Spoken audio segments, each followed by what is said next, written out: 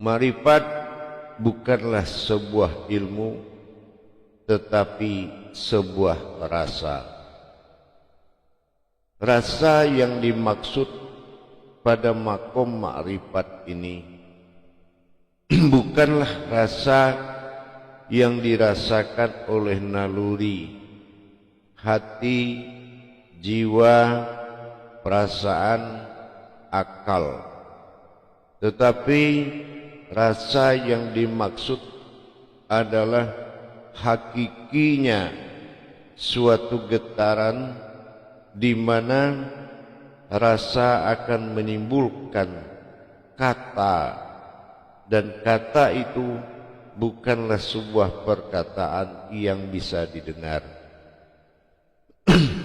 Dalam kesadaran kehidupan kadang kita mengalami suatu rasa yang tidak bisa diterjemahkan. Ini berlaku kepada kita yang berilmu kepada Allah. Kadang kita mengalami suatu rasa yang tidak bisa kita uraikan. Tetapi di sini ada sebuah ketentuan bagaimana caranya mendapatkan rasa tanpa dipanggil dan tanpa dicari. Karena rasa ini menentukan kebenaran tertinggi di dalam ketuhanan. Rasa bahagian rahasia hakiki yang mana hanya bisa dialami tanpa bisa dicari.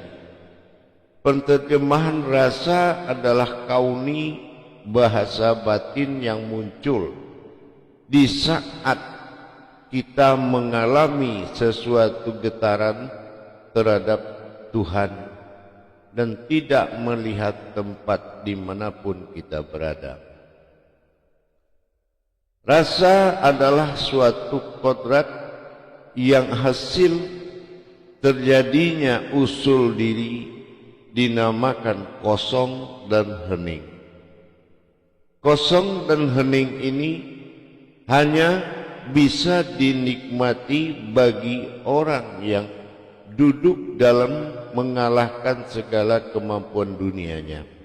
Contoh, seorang yang datang dalam masa kosong, semakin dia mendirikan masa kosong, semakin mengecil kekuatan keduniaan di dalam menarik perhatiannya. Duduk di dalam masa hening, semakin kecil dia menerangkan atau menjabarkan atau bertanya tentang Tuhan. Kenapa? Karena rasa itu sudah bisa mengungkapkan, tetapi jiwa yang menerima rasa, dia tidak akan mampu mengungkapkan apa yang dia rasakan. Makanya dalam perbuatan ini, hening dan kosong ini, ilmu dan ma'rifat. Kalau ilmu bersifat hening, kalau ma'rifat bersifat kosong. Artinya antara hening dan kosong, perpaduan dua kodrat ilmu dan perbuatan ma'rifat itu akan menimbulkan rasa. Rasa inilah yang mengalir kepada jiwa sehingga jiwa memaklumi dan mengerti tetapi tidak mampu menyampaikan.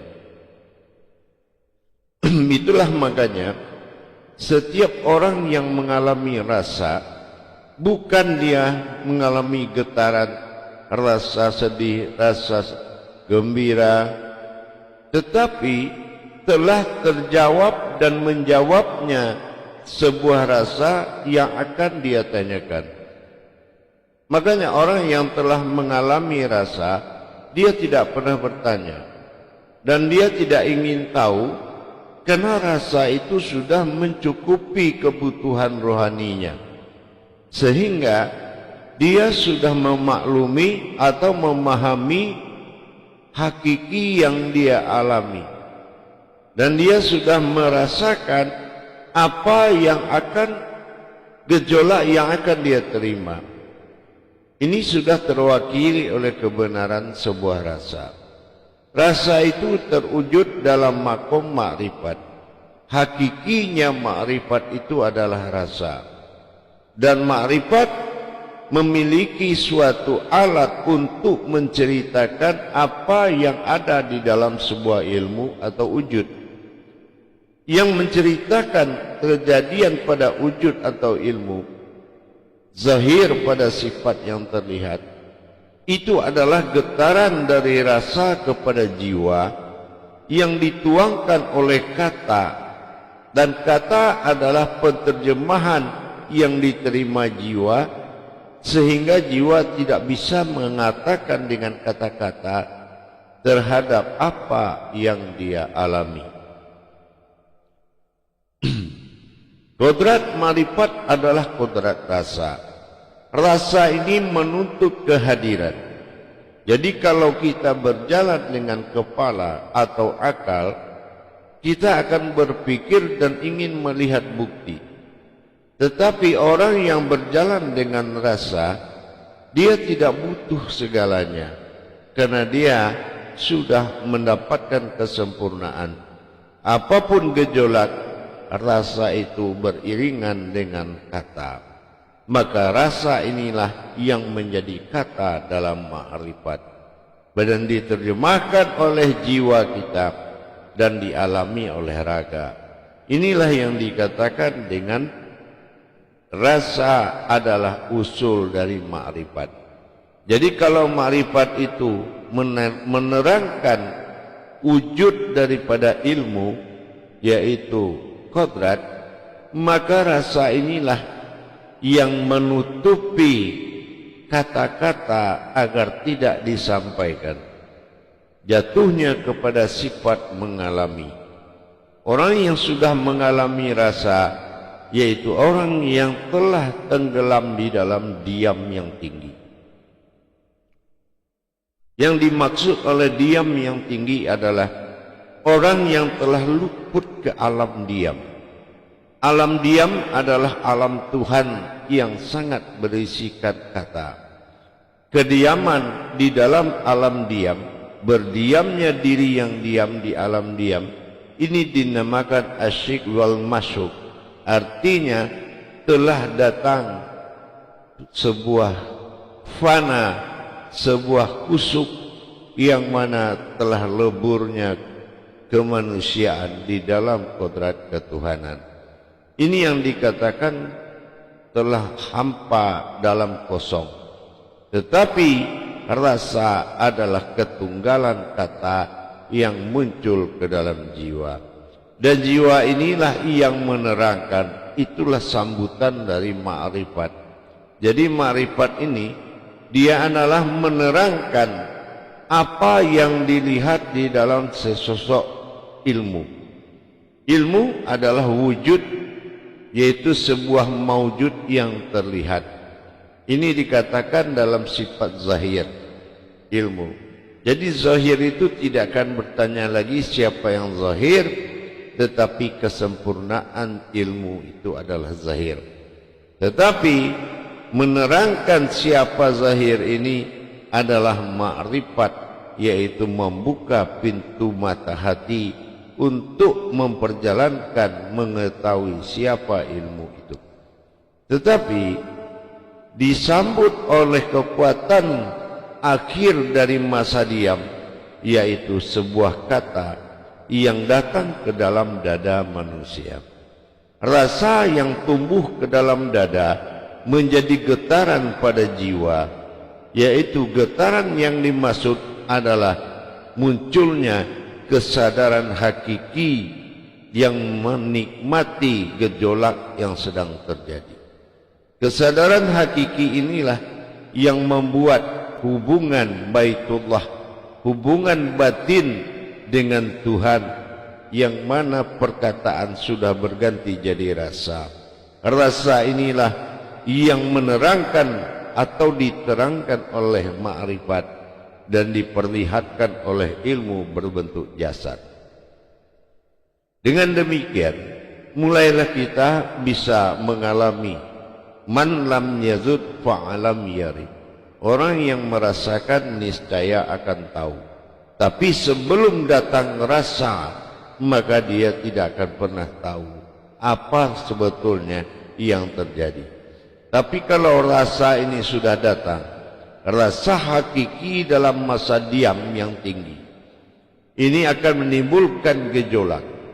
Gejolak yang akan timbul adalah rasa. Rasa yang akan timbul adalah suatu getaran terdalam di dalam jiwa, sehingga memberi peluang hati untuk berbicara karena rasa tumbuh dalam hati. Ittaqu firasyatal mu'mini fa innahu yanzuru binurillah. Orang yang takut kepada orang yang berilmu, karena orang berilmu itu mengandung firasat Allah. Inilah yang dikatakan awal kata.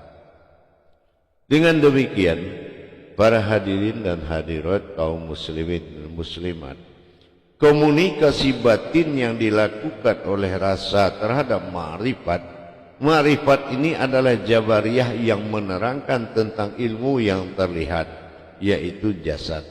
Inilah makanya jasad dikenal dalam ejaan tasawuf disebut dengan si baharu. Baharu adalah jiwa raga yang berasal dari rasa dan berkodrat pada rahasia.